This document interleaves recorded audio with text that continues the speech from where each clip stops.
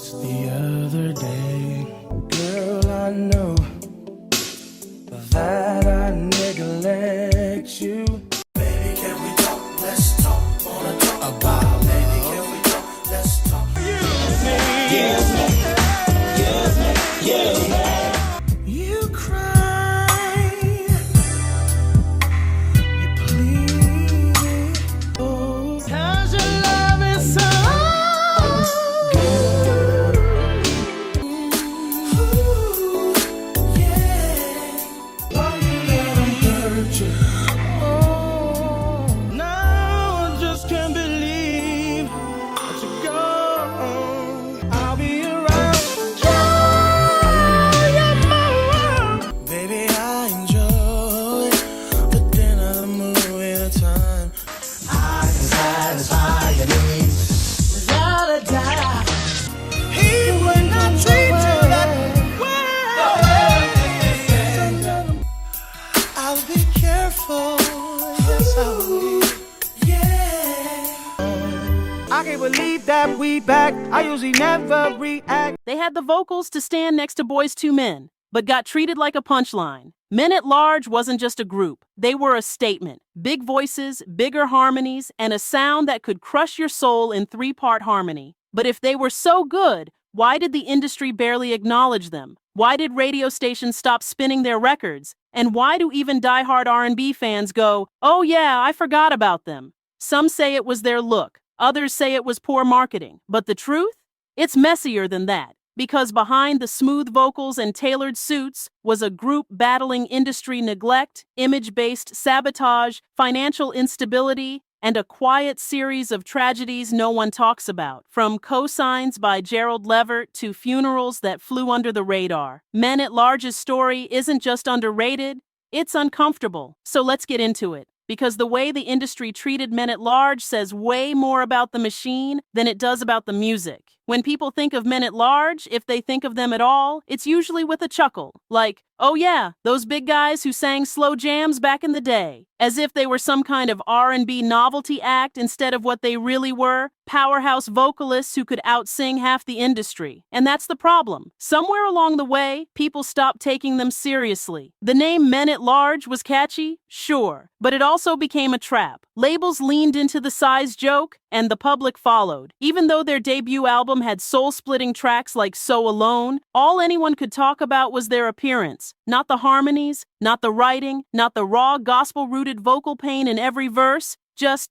the size. And here's the twist. This wasn't some goofy studio gimmick. These were Gerald Levert's protégés. This was supposed to be the next great R&B duo, but instead of being compared to K-Ci and JoJo, they got thrown in with Heavy D or treated like backup singers at best. The misconception? That they didn't blow up because they just weren't good enough. But let me ask you, when has talent ever been enough in this industry? Let's call it what it is. Men at Large were set up to be background noise. They had the cosign from Gerald Levert, access to LaFace and Atlantic's networks, and undeniable talent. But instead of being packaged like serious contenders, they were turned into a gimmick. The name Men at Large went from clever branding to a full-on punchline, and the industry ran with it. Late-night radio joked about them. Write-ups focused on their weight before even mentioning their music. And when your image becomes the talking point instead of your vocals, you're already losing. Even their press photos gave it away. While other R&B groups were draped in silk and mystery, Men at Large got stuck with awkward suits and stage smiles, as if someone told them, "Hey, play the friendly teddy bear role."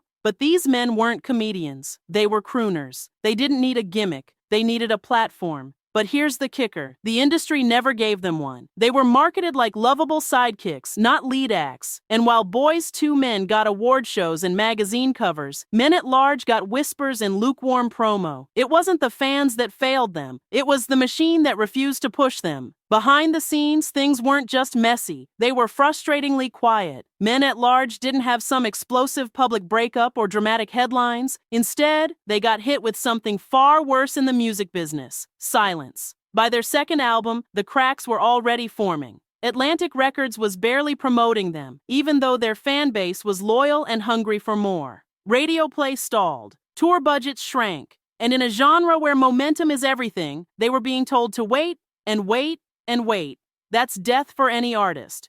On top of that, there were internal tensions bubbling. Word is, the pressure to change their image was real. Diet talk, industry body shaming, and the constant suggestion that they modernize their sound or style. It wasn't about growing creatively, it was about fitting into a box they never asked for. Then came the quiet burial. In 1999, they dropped their third album, Love Struggles and Progress. But unless you were a hardcore fan, you probably didn't even know it existed. Why? Because there was zero push, no videos, no ads, no radio campaign. It's like the label dropped it just to fulfill a contract, then walked away. It wasn't a flop, it was sabotaged by neglect. And at that point, the group was left wondering if anyone in the building still believed in them. When the label stops calling, the money stops flowing. And for men at large, that silence came with a heavy price. Dave Tolliver, the group's most visible frontman, was suddenly left to fend for himself. No more tour budgets, no marketing machine, just a name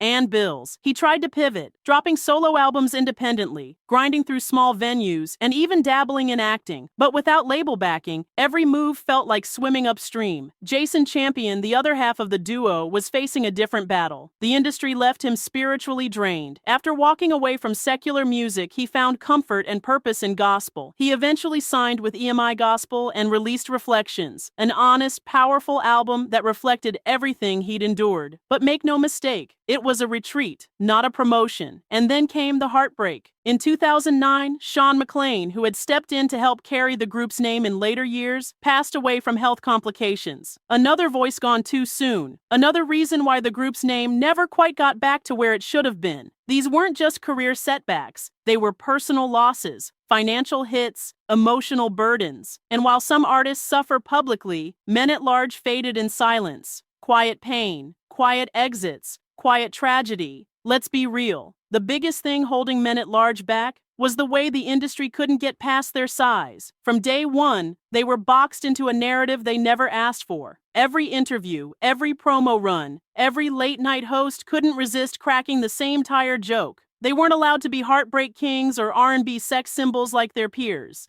They were the big guys who could sing. And that's all anyone wanted to talk about. Never mind that their debut single, So Alone, was raw, vulnerable, and vocally masterful. Never mind that their harmonies could bring grown folks to tears. All that got pushed aside for punchlines and comparisons to food or teddy bears. Dave Tolliver has said it himself. Being plus size in R&B meant you were rarely taken seriously. You got the scraps, you got the background gigs, and even when you had the pipes, the pen, and the passion, you were still an afterthought in an industry obsessed with aesthetics. It didn't help that mainstream R&B was shifting toward abs, choreography, and sex appeal. Labels didn't know what to do with men who didn't fit that mold. So instead of evolving their brand, they just let it fade. The irony? Their music was always about emotional weight, but the industry only saw physical weight, and that shallow lens cost them everything. After the industry turned its back, Jason Champion turned his soul inward. He walked away from the spotlight, walked away from R&B, and walked straight into the church. His move to gospel wasn't some flashy rebrand. It was a lifeline, a way to heal from the constant pressure, the image critiques, the broken promises. And in 2008, his solo gospel debut, Reflections, dropped under EMI Gospel. It was raw, it was sincere,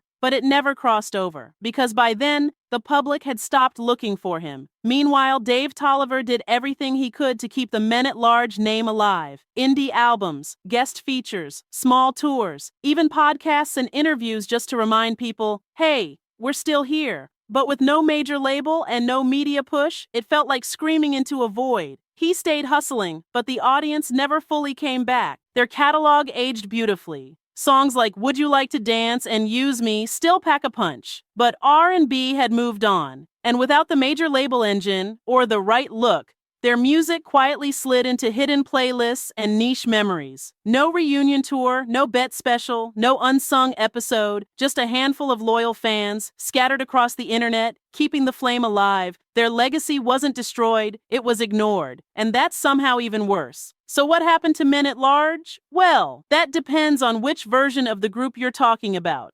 Dave Tolliver, the heart and hustle behind the name, is still going. He's dropped solo projects, appeared in stage plays, popped up on podcasts, and even dabbled in radio hosting. He's doing small shows, keeping the name alive through indie grind. No machine, no entourage, just resilience. His estimated net worth, around $200,000, and every dime looks hard-earned. Jason Champion, on the other hand, walked away from it all. After leaving the group, he fully embraced his faith, becoming a gospel artist and a man of ministry. His album Reflections was well received in gospel circles, but he's kept a low profile ever since. No scandals, no comebacks, just peace. His estimated net worth? Roughly $500,000, though it's clear he's no longer chasing charts. Then there's Sean McClain, a later member who helped revive the group in the 2000s. He sadly passed away in 2009 from health complications, cutting short what could have been a second chance for the group. And in January 2021, tragedy struck again. Edgar Gemini Porter, a key voice in the group's revival era, passed away. According to Soul Tracks, his energy helped Men at Large reconnect with fans in the 2010s. His loss? Another blow to a legacy that never got its flowers. Today, Men at Large still perform occasionally, usually led by Dave. But without Jason, Gemini, or Sean, it's more of a tribute to what once was. A reminder of what could have been, if only the industry had looked past the surface. Men at Large weren't a joke. They were soul surgeons. They made music for the brokenhearted, the insecure, the ones who felt invisible, but somehow they ended up being the ones ignored. Their downfall wasn't due to lack of talent, bad music, or ego. It was due to an industry that couldn't look past the surface, that saw size instead of skill, that heard soul but didn't know how to sell it without a six-pack and a marketing gimmick. They were never supposed to be background singers to their own careers, but that's exactly how it played out. And while other groups got the documentaries, the reunions, the headlines, Men at Large got footnotes and forgotten credits. But make no mistake, they could outsing half your favorite groups today, even with no budget, no promo, and no spotlight. Their story isn't just about a group. It's about an industry that still hasn't learned how to love artists who don't fit the mold. So if you've ever played So Alone on a rainy night, or sang along to Would You Like to Dance, like your heart depended on it, you already know. Men at Large deserve better. The music spoke volumes, but the machine, it just never listened.